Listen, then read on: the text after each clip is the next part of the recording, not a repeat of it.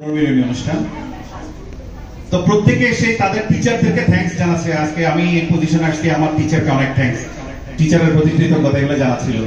এক ভদ্রলোক আসি বলতেছে, বলতে আজকে এখানে আসতে পারে আমার খুব ভালো লাগছে, কৃতজ্ঞতা জানাই আমার টিচারদের, কারণ ওনারা আমাকে শিক্ষা দিয়েছেন।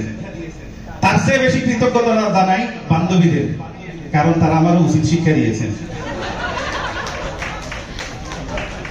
তো যেটা বলছিলাম যে জীবনের শেখা প্রথম রচনার নাম কি? গরুর রচনা। একটু কথা বলার সময় ইকোটা কমাই দিবেন। তো যে কারণে বলছিলাম, আমরা আমার মতো যারা আছে পরবর্তী 5 বছরে গরু রচনা ছাড়া জীবন আর কিছু শিখি যায়, আসতো গরু দিয়ে চালাই দিলাম। আমার একটা বন্ধু ছিল, সে জীবনে খালি একটা রচনা শিখছে, নাম ছিল কুমির।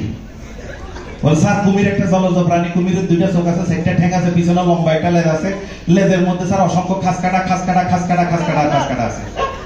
তো টিচার চিন্তা করতেছে বদমাইশে তো ওই কুমির থেকে বাইর করতে হবে। তো অনেক চিন্তা ভাবনা করার পরে তারা বলছে, তুমি এক কাজ করো, আমাদের গ্রামের নদী আছে, নদী নিয়ে রচনা বলো। বলে স্যার খুব সোজা, গ্রামে একটা নদী আছে, নদীতে স্যার মাছ আছে, কিন্তু স্যার মাঝে মধ্যে তো কুমির চলে আসে। কুমির একটা জলজ প্রাণী, কুমিরের 2টা চোখ আছে, 4টা ঠ্যাং আছে, পিছনে লম্বা একটা লেজ আছে, আর লেজের মধ্যে সে খাসকাটা আছে। টিচার তো এই বদমাইশকে কোনোভাবে কুমির থেকে বাইর করতে পারতেছে না। পরে তারা বলছে, তুমি এক কাজ করো, তুমি আজকে নিচে না আকাশে উঠে যাও, বলো তুমি বিমান নিয়ে রচনা বলো। বদমাইশ শুরু করছে, বলে স্যার বিমান আকাশে ওড়ে, বিমান নিয়ে মানুষ এক দেশ থেকে আরেক দেশে যায়, কিন্তু স্যার বিমান তো মাঝে মধ্যে অ্যাক্সিডেন্ট করলে নদীতে গিয়ে পড়ে, নদীতে মাছ আছে, কিন্তু স্যার মাঝে মধ্যে কুমির চলে আসে।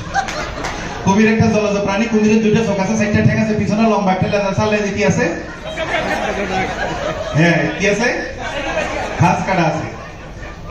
অনেক গবেষণা শুরু করে দিয়েছে টিচার, যে এই বদমাইশকে যে কোনোভাবে কুমির থেকে বাইর করতে হবে। তো তাকে খুব চিন্তা ভাবনা করার পরে তারা রচনা দিছে। বলে তুমি এক কাজ করো, যে পলাশী যুদ্ধ নিয়ে রচনা বলো। বদমাইশ তো পড়ে গেছে বিপদে, পলাশী যুদ্ধের মধ্যে কেমনে কুমির আনি। অনেক চিন্তা ভাবনা করার পরে সে বলছে, স্যার পলাশী যুদ্ধ হয়েছিল 1757 সালে ইংরেজদের সাথে নবাব সিরাজদৌল্লার। যুদ্ধের মধ্যে নবাব সিরাজদৌল্লাহ পরাজিত হয়েছিল। কেন হয়েছিল? কারণ নবাব সিরাজদৌল্লাহ মীর জাফরকে প্রধান সেনাপতির দায়িত্ব দিয়ে খাল কেটে কুমির এনেছেন। কুমির একটা জলজ প্রাণী, কুমিরের 2টা চোখ আছে, 4টা ঠ্যাং আছে, পিছনে লম্বা একটা লেজ আছে, লেজে কি আছে? এটা হাততালিটা হোক জুড়ে সবাই। Thank you.